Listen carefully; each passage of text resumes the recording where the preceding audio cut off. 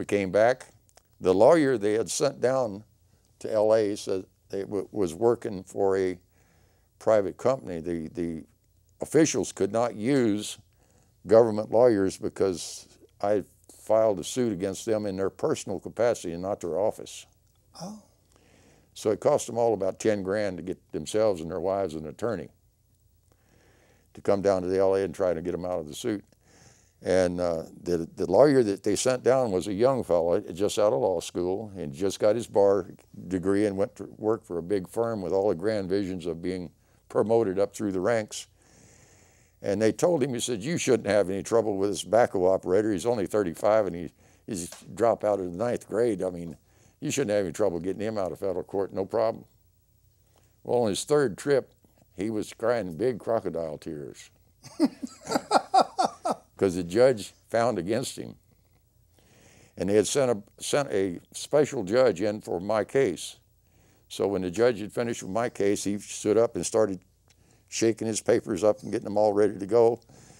And the attorney for the judges stood up and way over on the other side of the courtroom, and the place was full of lawyers and plaintiffs and defendants, whatever they were. And the lawyer hollers across the courtroom, Mr. Sprinkle, he says, I would like to speak to you after the judge has left the courtroom. And I said, why, Mr. Leicester, what is it you have to say to me that you don't want the judge to hear? So he comes out in the hall. I ignored him. I just went on about my business and went out in the hall. He came out and put his arm around my shoulder, and he said, Mr. Sprinkle, he says, things hasn't been the same around the house since the lawsuit struck. He said, could you dismiss dismiss the wives from this case? I said, Mr. Leicester, I'll take it under advisement and notify you by mail.